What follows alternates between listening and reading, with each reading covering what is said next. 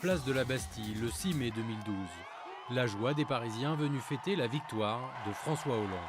Merci peuple de France, ici rassemblés, de m'avoir permis d'être votre président de la République. Un quinquennat plus tard, l'impopularité du président bat tous les records. Un désamour implacable pour celui qui a toujours été considéré comme un véritable animal politique. En 1985, à même pas 30 ans, il est conseiller du président Mitterrand lorsque son ami Bernard Poignon le rencontre. Et déjà, il se distingue. Quand il est au milieu de 5 personnes, 15 personnes, 20 personnes, il est tout de suite le centre. À la fois par sa vivacité, parce que c'est quelqu'un qui a un esprit extrêmement réactif, extrêmement vivace, et quelque part une mentalité, alors je ne veux pas dire de chef au sens impérial du terme, mais de leader, quoi. Dans ses déplacements, on le compare souvent à Jacques Chirac. Comme lui, il n'hésite pas à aller au contact des gens et plaisanter. Doté d'une mémoire prodigieuse, il connaît encore chacun par son prénom, à Tulle, dont il a été maire. Roger, à bientôt. Merci. Merci à tous. Énarque, c'est un parfait connaisseur des rouages de l'État et des médias.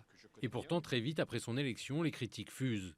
Et c'est presque sa personnalité que les Français lui reprochent le plus.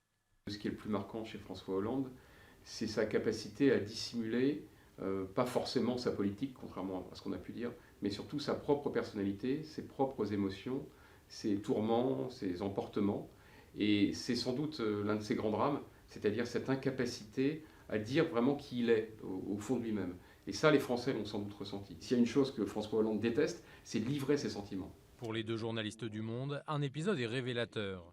Après les attentats du 13 novembre 2015, il rencontre un homme profondément touché, plus grave, qui ne sera plus le Hollande jovial qu'il connaissait. Il nous dit à un moment, mais les victimes, c'est comme mes enfants. C'est vraiment comme mes enfants. Il dit, je le pense vraiment, c'est comme ça que je le ressens. Pourquoi ? Eh bien parce que c'est des gens qui sont morts, qui étaient plutôt de la génération de ses propres enfants. Ses enfants sont familiers du quartier. Mais il n'utilisera pas ces mots dans son discours d'hommage aux victimes, quelques jours plus tard aux Invalides. Un discours sobre, manquant sans doute d'émotion. C'est d'ailleurs cette stabilité d'humeur que ses collaborateurs apprécient à l'Élysée au quotidien. Mais c'est aussi ce qui nuit à son image auprès des Français, habitués aux grands hommes plus charismatiques. Il a les qualités de l'honnête homme du XVIIe siècle qui sont catastrophiques pour un président de la République. Il sait écouter les gens, il sait ne pas trop s'imposer, il a l'intelligence des points de vue les plus divers, mais tout ça, c'est bien gentil, mais quand on a l'intelligence de tous les points de vue divers, on a beaucoup plus de mal à trancher, à décider. Il est peut-être trop intelligent pour la fonction. Une fonction à laquelle il a décidé de renoncer.